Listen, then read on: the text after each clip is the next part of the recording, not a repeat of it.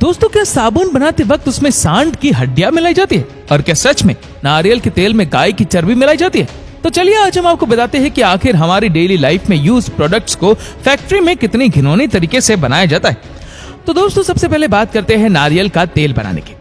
सबसे पहले नारियल को तोड़कर उसे बोट की सहायता से फैक्ट्री तक पहुंचाया जाता है। जैसा कि आप जानते हैं कि केरल और साउथ इंडिया के साइड में ज्यादातर नारियल की खेती की जाती है, जिसकी वजह से वहां पर नारियल काफी अच्छी मात्रा में पाया जाता है। इसीलिए सभी नारियल को बोट में ले जाकर फैक्ट्री तक पहुंचाया जाता है, जिसके बाद इन नारियल के अंदर के कचरे यानी कि नारियल के रेशे को अलग कर दिया जाता है और नारियल के तेल को एक तरफ रख दिया जाता है, जिसके बाद इसका पानी निकाल कर उसे स्टोर कर दिया जाता है और बचे हुए नारियल को आगे भेज दिया जाता है, जिसके बाद इसके ऊपर की लेयर को हटाया जाता है, जो मशीनों के साथ साथ वर्कर्स की मदद से किया जाता है। और फिर एक नारियल को 3 यूनिट में पानी में धोया जाता है ताकि जो भी बची कुची गंदगी हो उसे निकाल दिया जा सके। फिर इस नारियल को एक ग्राइंडर में डाला जाता है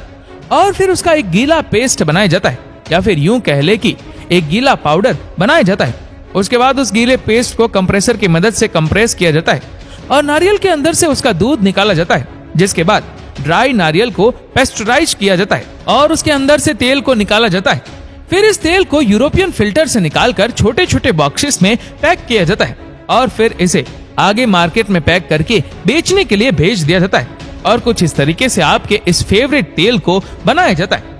अब चलिए जानते हैं कि आपका फेवरेट साबुन कैसे बनता है।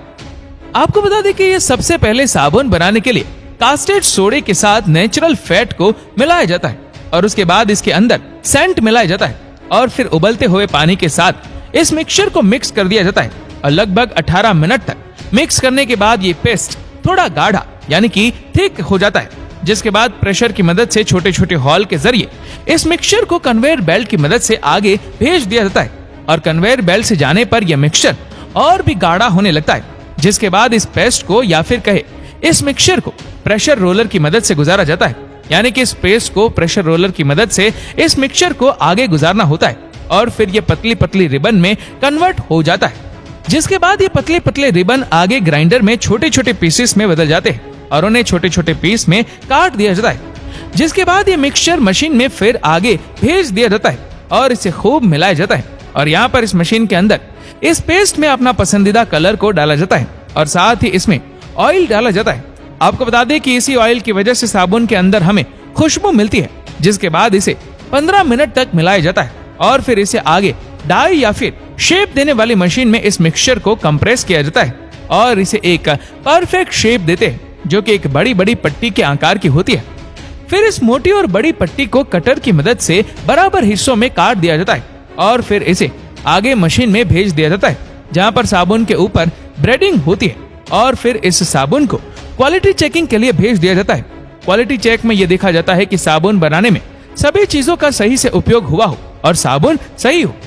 अगर साबुन में किसी तरीके का कोई फॉल्ट होता है तो उसे अलग कर दिया जाता है और फिर सही साबुन को आगे पैकेजिंग के लिए भेज दिया जाता है। पैकेजिंग होने के बाद इन साबुन को मार्केट में बड़े बड़े होलसेलर या फिर रिटेलर्स के पास भेज दिया जाता है, जो इन साबुनों को बेचते हैं और फिर आप दुकानों से ये साबुन खरीद कर लाते हैं और कुछ इस तरीके से घर में यूज होने वाला साबुन बनाया जाता है।